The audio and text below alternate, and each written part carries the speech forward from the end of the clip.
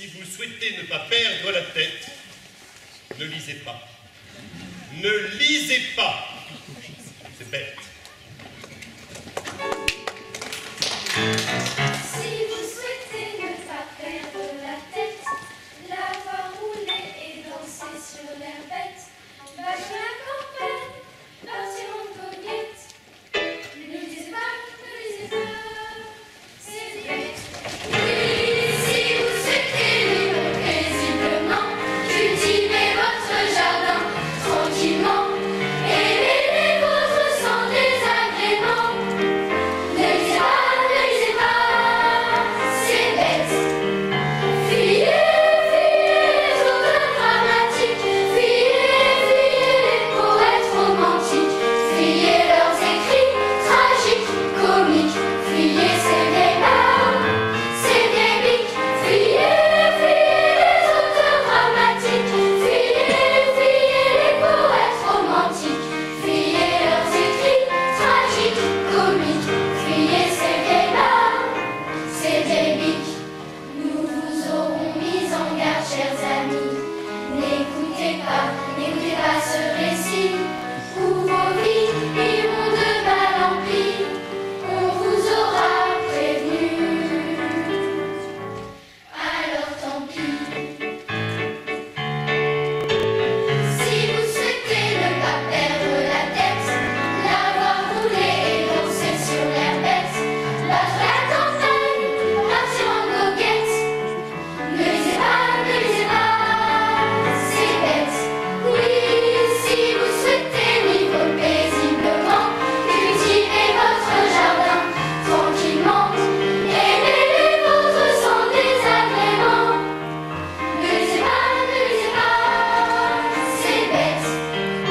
Fuyez les auteurs dramatiques, fuyez les poètes romantiques, fuyez leurs écrits tragiques, comiques, fuyez ces vieilles larmes, ces vieilles biques, fuyez les auteurs dramatiques, fuyez les poètes romantiques, fuyez leurs écrits tragiques, comiques, fuyez ces vieilles larmes, ces vieilles biques.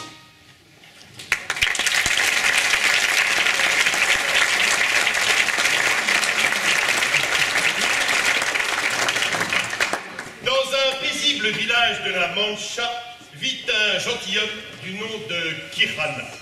Cet homme, grand et sec, au visage amaigri, lit jour et nuit des livres de chevalerie. Il croit, dur comme fer, à ce qu'il raconte. Et vous, quoi? On peut peut-être faire cette chanson de présentation, non? Tout à fait.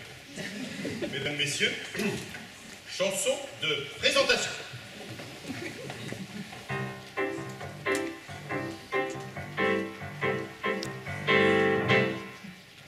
Dans un paisible village de la Mancha vit un gentilhomme du nom de Kirana. Cet homme grand et sec au visage amaigri lit jour et nuit des livres de chevalerie. Il croit dur comme fer à ce qu'il raconte, il en perd la raison en fin de compte. L'esprit toujours ouvert, ce fou raisonnant décide de se faire chevalier errant. Alors il sort les armes de ses ancêtres et les toiles dérouillées.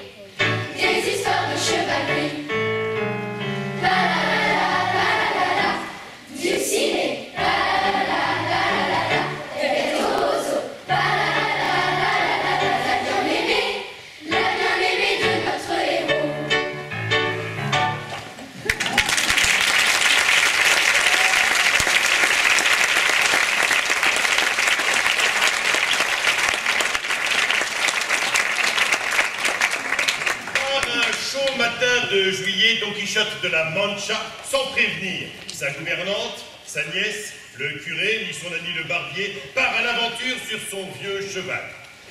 Il chemine toute la journée sous un soleil si fort que sa cervelle est en ébullition.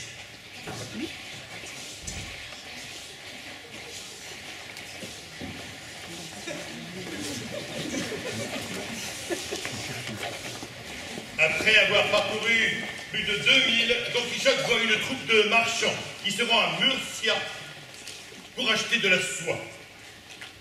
Don Quichotte les prend pour des chevaliers errants. Il leur dit: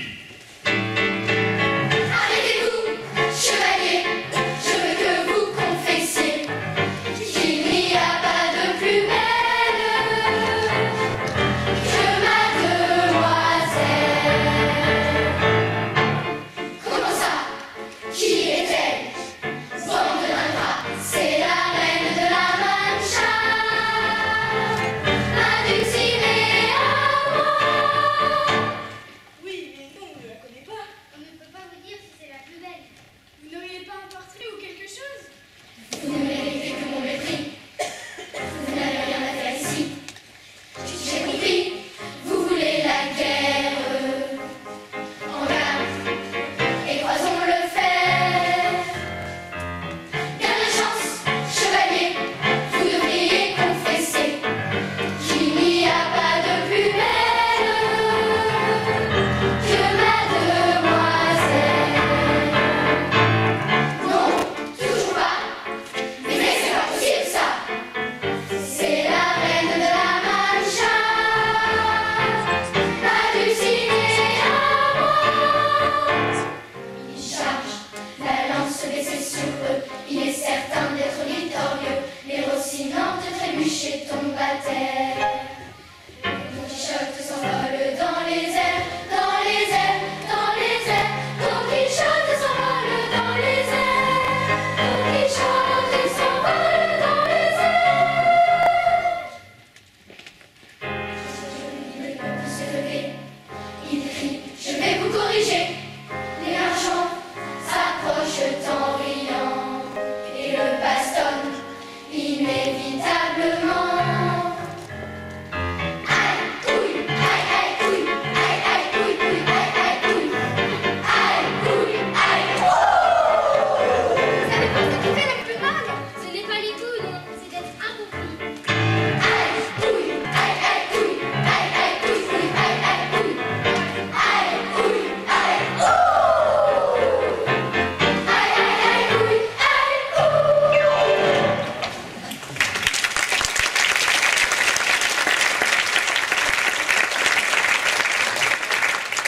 Surtout, ne riez pas de qui perd la raison.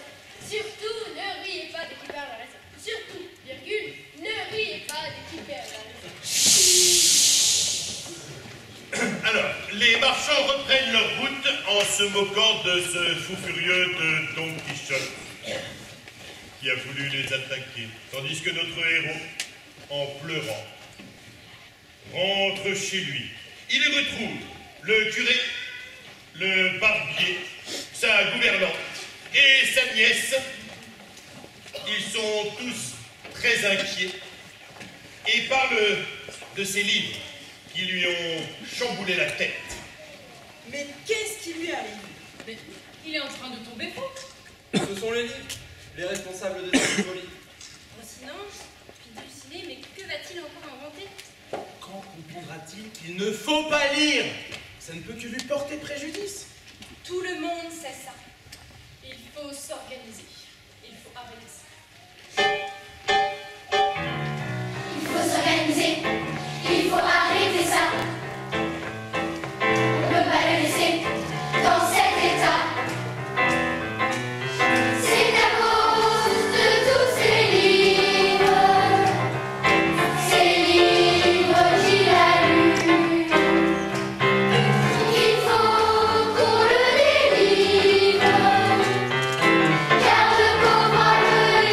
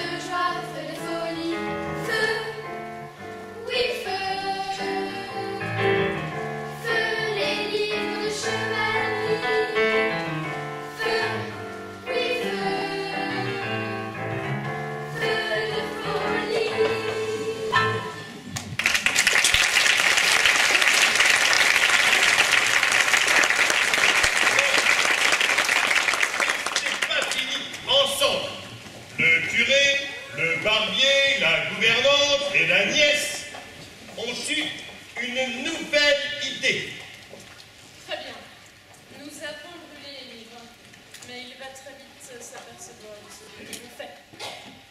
Eh bien, je sais. Nous allons murer la chambre et les faire croire que rien de tout cela ne s'est jamais passé. Oui, s'il est capable de croire toutes les idées farfelues de ses livres, il croira bien sa famille et ses amis. Don Quichotte dort 2 jours.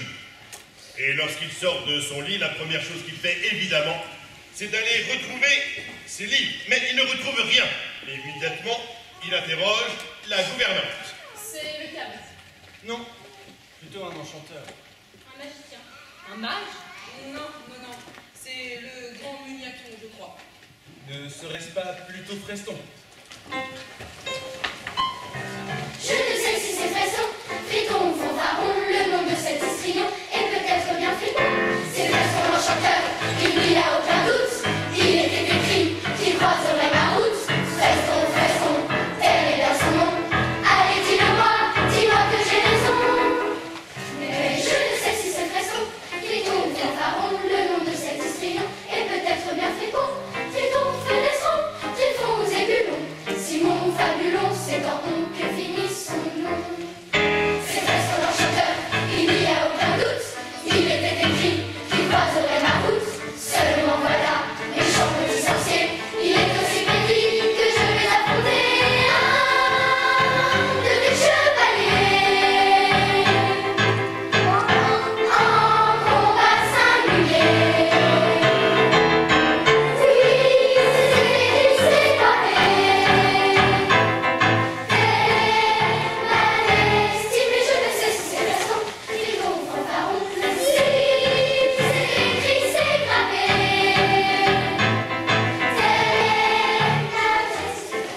Friton ou Fanfaron, le nom de cet histrion est peut-être bien Friton. Friton, Fenestron, Trifon ou Zébulon. Simon, Fabulon, c'est en on que finit. Je ne sais si c'est Freston, Friton ou Fanfaron, le nom de cet histrion est peut-être bien Friton. Triston, Fenestron, Trifon ou Zébulon. Simon, Fabulon, c'est en on ça finit. Que si l'on n'y parle, le nom de cet histrion est peut-être bien Friton. Triston, Fenestron, Trifon ou Zébulon. Simon, Fabulon, c'est en on ça finit.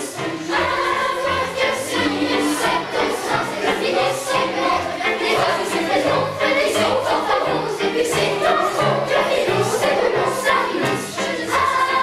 Que si cette sens est finie, c'est peut-être bien Friton. Triston, Fenestron, Trifon ou Zébulon. Simon, Fabulon, c'est en on ça finit. Ma destinée.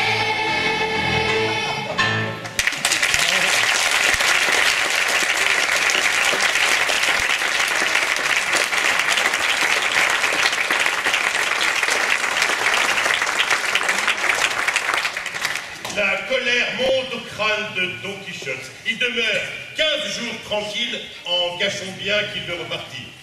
Pendant ce temps, il demande à Sancho Panza, un voisin, de devenir son écuyer. C'est un pauvre homme à la cervelle lourde comme du plomb et rempli de dictons. Don Quichotte lui promet que s'il le suit, il gagnera une île et qu'il en fera le gouverneur. Devant tant de promesses de richesse, Sancho Panza, sans le dire à sa femme, s'engage comme l'écuyer de Don Quichotte.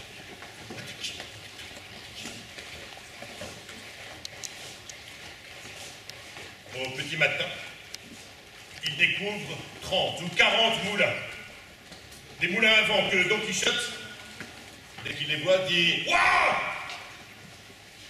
La fortune conduit bien au pas. Car vois-tu, là-bas, il y a des géants. On va leur livrer bataille. Avec leurs dépouilles, nous ferons fortune. Mais quels géants demande Sancho? Ceux qui sont là, avec leurs grands bras. Et Sancho pensa de dire: Ce que vous appelez des géants, ce ne sont que des moulins à vent. Et ce qui semble être leurs bras, ce sont leurs ailes, tout simplement. Don Quichotte répond à Sancho: tu ne sais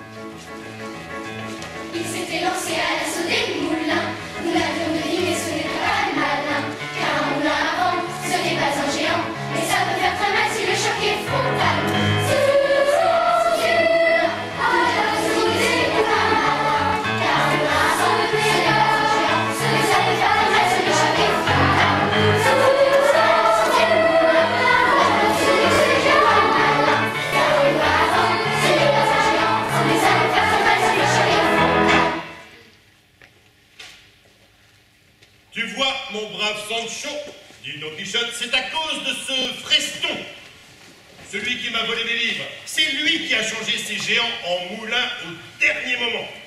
Mais il ne pourra rien contre mon épée. Et tout en parlant de ce qui vient de se passer, ils continuent leur aventure.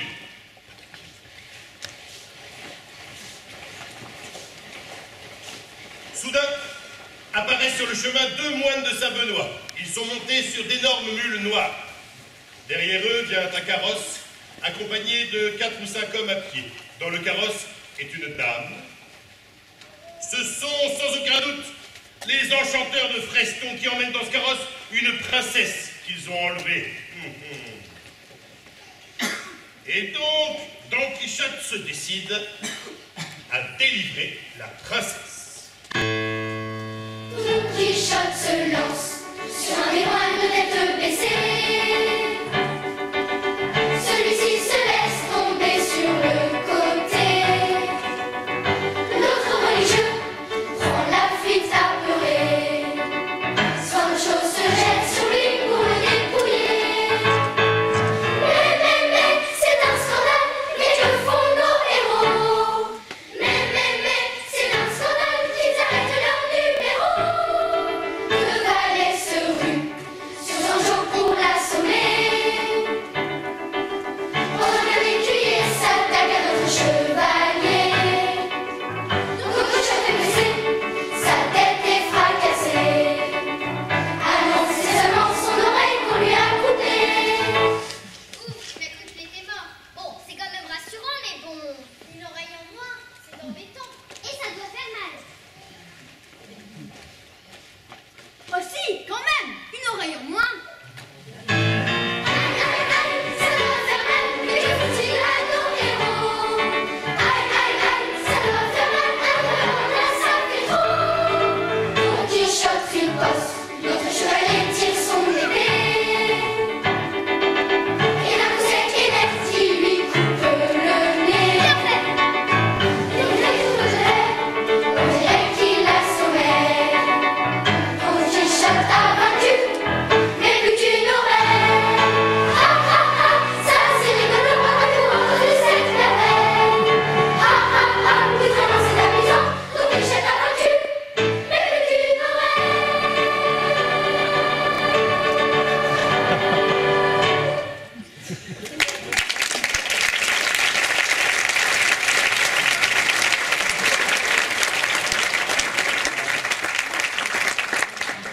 Chère princesse, savez-vous qui est Dulcinée? Oh oui, pitié, je sais tout ce que vous voulez. Sancho pensa, voyant son maître vainqueur, se relève péniblement et l'aide à remonter sur Rocinante.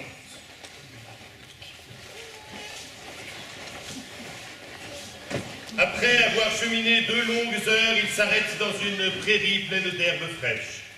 Mais soudain, Don Quichotte voit un troupeau de moutons. La cloche au cou, en train de paître. Son esprit ne fait qu'un tour et il s'exclame: Sancho, tu vois cette armée? Elle est commandée par les chevaliers de l'enchanteur Freston. Mais Sancho lui répond: mais je ne vois que des moutons et des brebis. Comment peux-tu dire cela? S'énerve Don Quichotte. Moi, j'entends des sonneries et des cris. Et, brides abattus, il passe à l'attaque.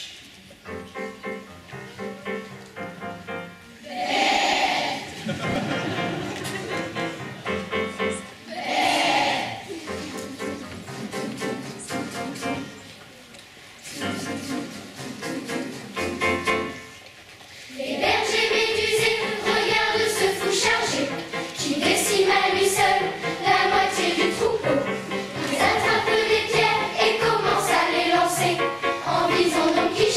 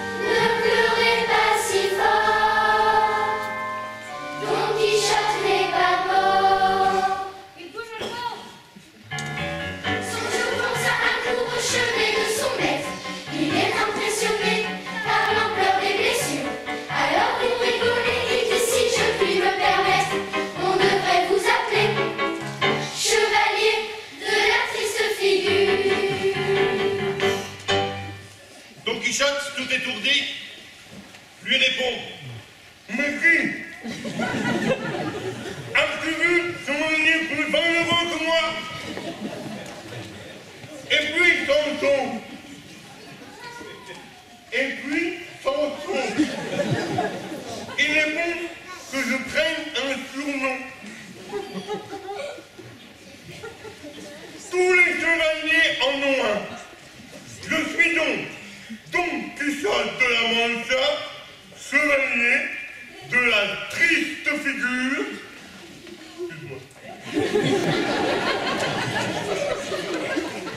Qui est venu au monde pour faire revivre l'âge d'or de la chevalerie. Bravo.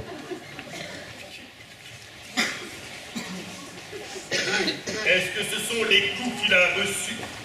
Est-ce que ce sont ces maudits livres qu'il a lus qui lui ont tourné la tête? Toujours est-il que Don Quichotte, voyant une forêt, veut s'y reposer. Il veut faire pénitence pour sa bien-aimée et écrire une lettre qui ira lui porter Sancho Panza.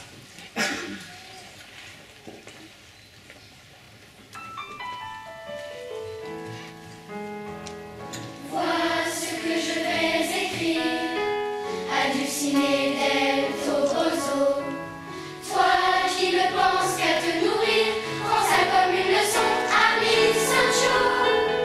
Son nom est dans ta Nogales, chante dame qui m'aime. Je souhaite que rien ne la blesse, de tout mon être, je te le dis. Je au sud de mon cœur, partout dans le vaste monde, aimé, je défends ton honneur contre les esprits immondes. Ma chevauchée est consacrée, nuit et jour je pense à toi. Mes exploits te sont dédiés aux toi que j'ai vu peu de fois. Peu de fois. Nuit et jour je pense à toi. Et si je ne suis pas à toi, je mettrai un cœur dans ma veine. Oui, je mourrai sans émoi. Douce lumière, lumière qui m'éblouit. Alors, qu'en dis-tu, Sancho? As-tu bien compris la leçon? Vois comment j'ai choisi mes mots, vois comment j'ai traduit l'émotion.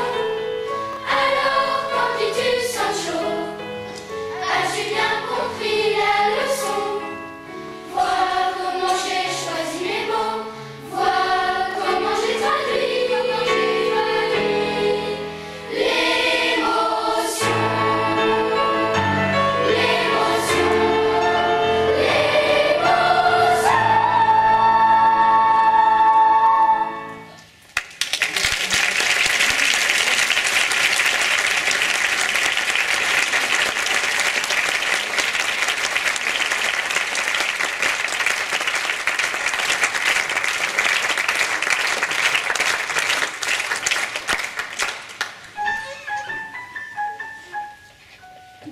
Sancho Panza répond, non sans malice: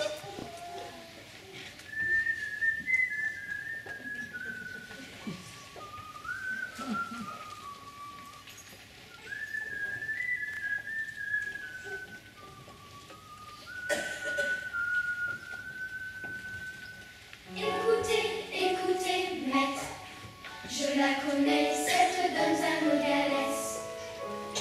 Écoutez, écoutez, maître, rassurez-vous, rien ne la blesse. Mais enfin, dit Don Quichotte, tout de même, comment oses-tu?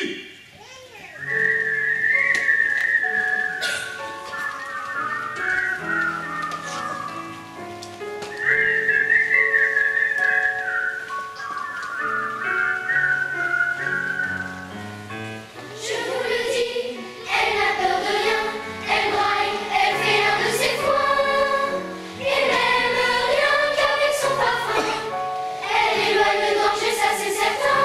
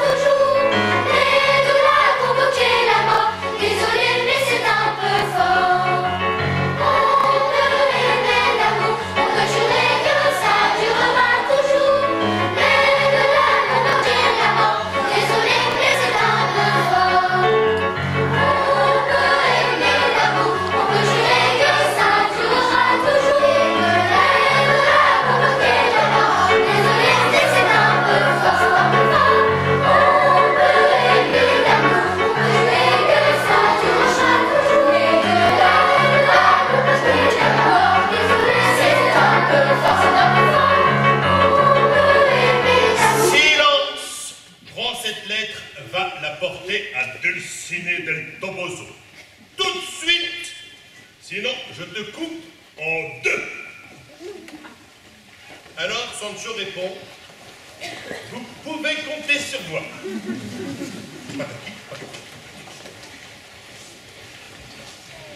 Sancho Panza, ne voulant pas laisser son maître tout seul, ne se rend pas au Toboso. Il passe en fait la nuit dans une clairière à côté, et le lendemain, il retrouve le chevalier de la triste figure pour lui faire croire qu'il a vu Madame Dulcinée. Don Quichotte, plein d'espoir, veut tout savoir.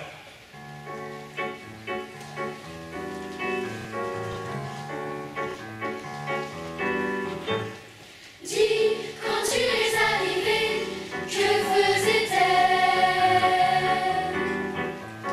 Dis, a-t-elle demandé de mes nouvelles?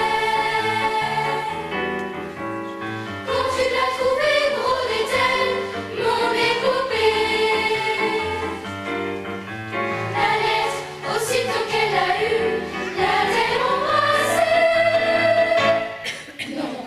Quand je suis arrivée, elle battait du blé. Quand je suis arrivée, elle battait du blé. Sur un sac de farine, la lettre, elle a posé. Sur un sac de farine, la lettre, elle l'a posée. Je suis sûre qu'elle ne sait pas lire. La lettre, je lui ai lu. Oui, je lui ai lu. Elle m'a dit cette histoire. N'en parlons plus. Pour ta peine, t'a-t-elle offert des ravioles? Un collier, un beau rubis, une belle étole. Un diamant, que sais-je encore de ces trésors? As-tu mangé dans de la désert? Mais non, pour les bijoux, les babioles, on est loin de l'outrance. Pour les bijoux, les babioles, on est loin de l'outrance. Elle n'avait rien sous la main, on va dire que c'est pas de chance. Elle avait rien sous la main, c'est la faute à pas de chance. Et ce qui est de manger ou de boire, elle est vraiment radin. Oui, radin. Pas de fromage, pas de jambon. Elle bat un petit morceau de pain. Dis, quand tu es arrivé, elle battait de essais. Quand je suis arrivée, elle battait du blé. Sur un sac de farine, la lettre, elle ouvrait. Sur un sac de farine, la lettre, elle l'a posée. C'est n'a pas d'esprit pour se vider sous l'esprit. Pour se vide n'est pas du cuir. Dans la chambre, t'as pas un aimant parfois exquis. C'est comme du fumier. Oh oui!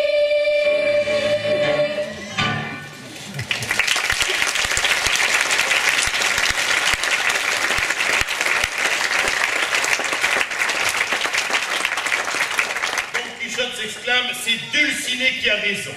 Il ne faut pas être trop riche et ne pas trop manger. Je vais tout de suite lui présenter mes hommages.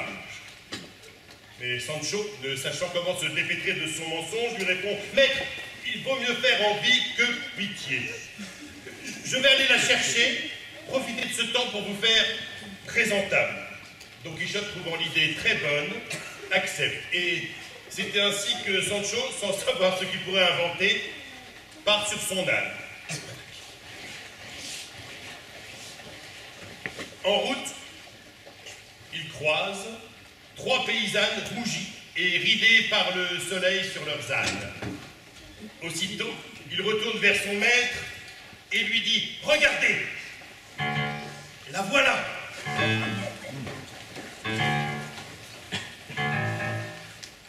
On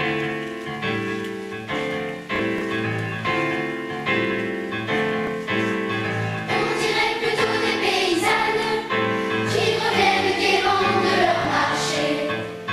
On dirait vraiment des paysannes. Es-tu sûr de ne pas t'être trompé? Les dames, les dames, les dames, les dames.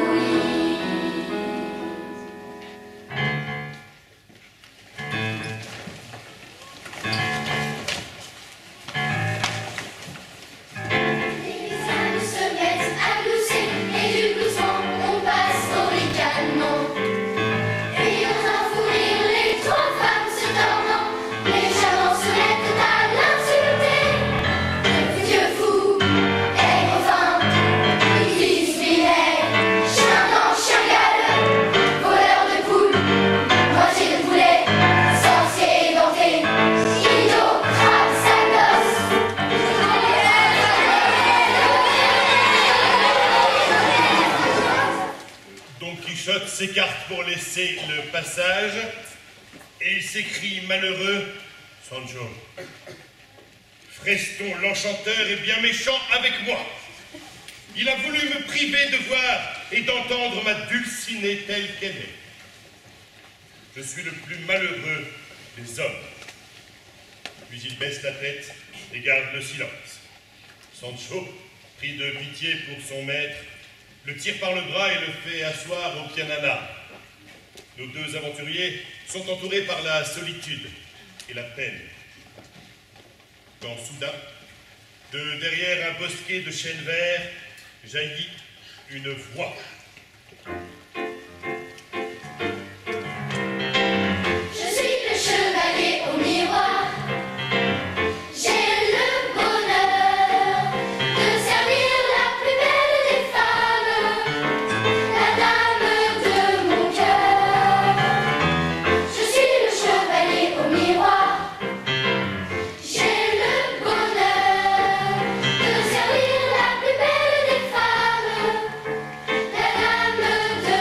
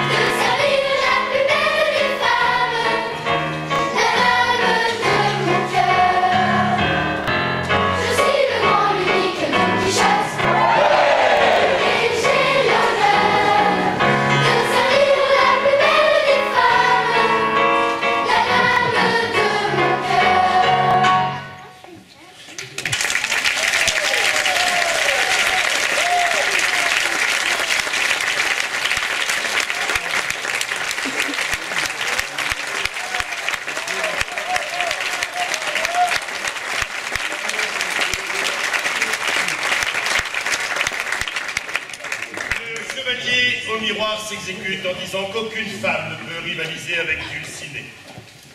Mais qui est ce chevalier au miroir?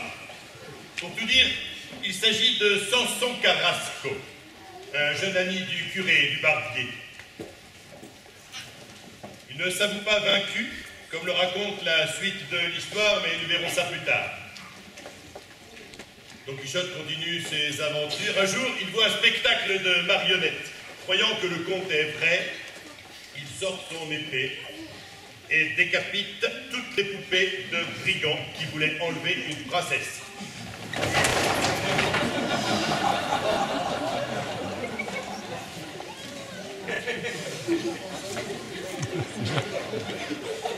Après ça, Don Quichotte et Sancho Panza connaissent bien des aventures, ou plutôt des mésaventures. Et à l'aube d'un matin clair, après avoir voyagé plusieurs jours, ils arrivent sur la plage de Barcelone. Arrive vers eux un chevalier armé.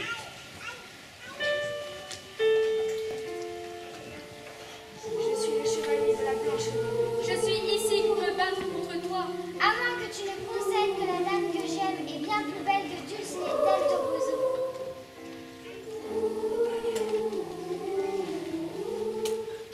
Don Quichotte ne peut entendre un mot de plus, concéder que quelqu'un serait plus belle que Dulcinée del Toboso. Immédiatement, il sort son épée et le chevalier de Blanche-Lune reprend. Alors, combattons. Si je perds, tu feras ce que tu entends de moi. Tu perdras, dit Don Quichotte. Mais si je sors vainqueur, je souhaite que tu renonces à tes aventures de chevalier. Que tu rentres chez toi une bonne fois pour toutes. Et que tu y vives tranquillement la vie d'un gentilhomme. J'accepte, dit Don Quichotte. Seulement, peut-être aurez-vous deviné que Blanche-Lune et le chevalier au miroir ne font qu'un. Cette fois-ci, c'est Don Quichotte qui se fait surprendre. Le chevalier de Blanche-Lune heurte violemment notre héros, qui tombe à terre presque aussitôt. En un instant, le chevalier de la Blanche-Lune le menace de son épée. Don Quichotte est désespéré. Il préférerait mourir plutôt que de dire que Dulcinée. Tout est fini. Vous avez gagné. Tout est fini. Je rentre chez moi.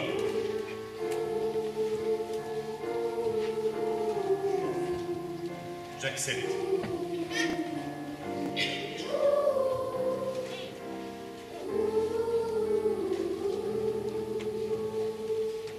Après ces mots, le chevalier de Blanche-Lune partit, sans un mot, sans un bruit.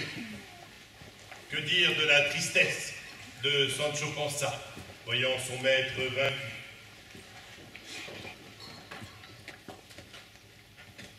Que dire de ce Samson qui s'est montré par 2 fois à Don Quichotte, sous les traits du chevalier au miroir et sous les traits du chevalier de Blanche-Lune?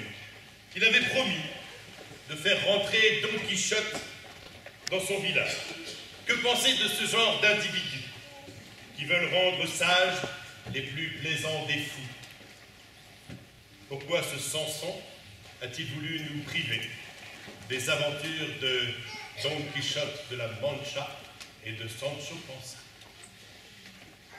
Toujours est-il que les voilà qui arrivent dans leur village. Ils sont accueillis par la nièce, la gouvernante, le curé, le barbier.